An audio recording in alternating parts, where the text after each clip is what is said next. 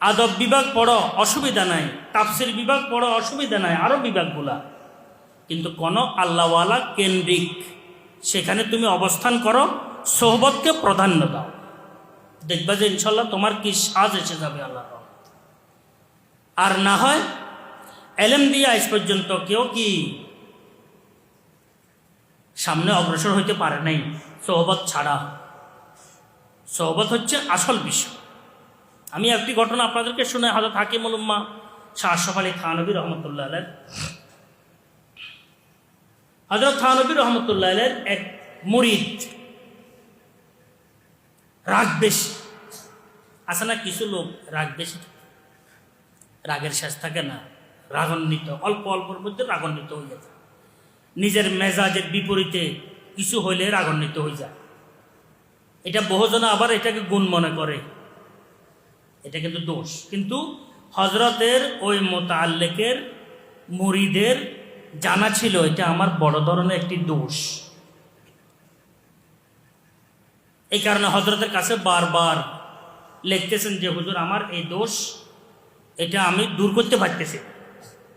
হজরত কিছু ফর্মুলা দিছেন, কিন্তু দূর হয় না,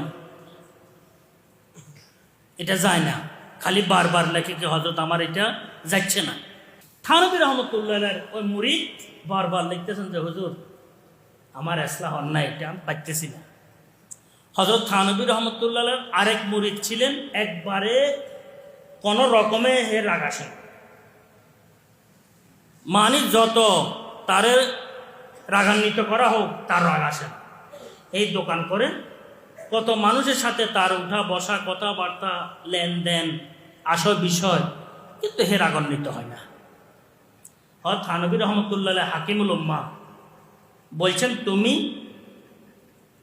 যখনই সুযোগ পাবে ওই দোকানের পাশে গিয়ে কথাবার্তা বলার দরকার নাই, কিছুক্ষণ সময় বসে থাকে, যখনই সুযোগ পাবে। তার বেচা বিক্রি মধ্যে বাধা দেওয়ার দরকার নাই, কথাবার্তা বলার দরকার নাই, বলে আমার হজরতে বলছে আপনার পাশে আমি কিছুক্ষণ বসতে পারবো কিনা, হে অনুমতি দিবে তো তুমি সামান্য কিছুক্ষণ তার পাশে বসে চলে আসি। এভাবে হইতে হইতে দেখেন সোহবতের বিষয়টি, এভাবে হইতে হইতে আল্লাহর রহমতে দেখা গেছে তার কি রাগ সব চলে গেছে। আল্লাহর সোহবত বড় বিষয়, সোহবতের বিকল্প নাই। গত সপ্তাহে এটাই বলছিলাম যে আসলে সোহবত সংস্রব অর্জন করা এটা হচ্ছে সবচেয়ে জরুরি। কিয়ামতের পূর্বে আমাদের মধ্যে সোহবতের যে বিষয়টি আছে এটা আমাদের থেকে উধাও হয়ে যাবে। নিজের ইসলাহের, নিজের বনার, নিজে গড়ার যে বিষয়টি আছে সেটা আমাদের থেকে কি, আমাদের বুঝ ব্যবস্থা থেকে উঠে যাবে। বরং বহু সময় এর বিপরীতে আমরা কি কথাবার্তা বলতে থাকবো, লিখতে থাকবো, কি কি কিছু যাব।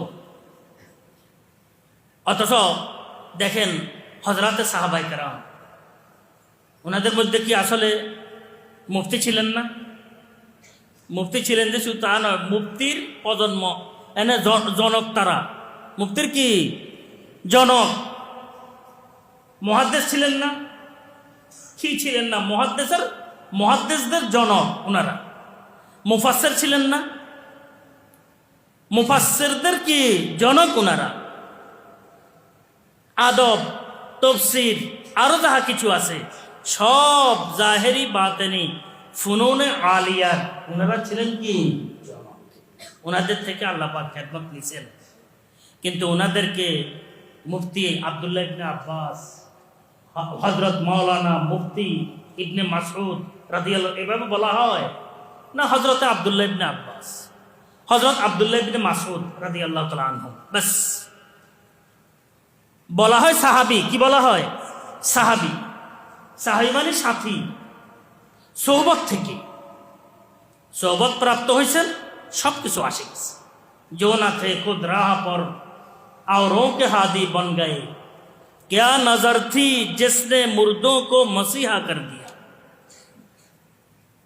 जो न थे खुद राह पर औरों के हादी बन गए, क्या नजर थी जिसने मुर्दों को मसीहा कर दिया। এই কারণে আমি যদি শুদ্ধি অর্জন করতে ইচ্ছে করি, আমার সংস্রব গ্রহণ করতে হবে, আমার সাথী সঙ্গী এমন মানের হবে যারা নাকি শুদ্ধির চিন্তা এবং অর্জনকারী, তাদের সাথে আমার চলাফেরা থাকে। যে শুদ্ধির বিপরীতে যারা চলে, গুনাহের সাথে যারা সম্পৃক্ত, ওদের পাশে কাছে গেলে মাত্রই কি আমার সব কিছু কি বেচতে যাবে, কিছুই থাকবে না আমার কাছে। এই কারণে বলতেছিলাম সোহবতের বিকল্প নাই। সোহবত হচ্ছে সবচেয়ে গুরুত্বপূর্ণ বিষয়। পড়ো, উলুমে হাদিস পড়ো, অসুবিধা নাই। তাখাসুস ফিল ফিকহ পড়ো, অসুবিধা নাই।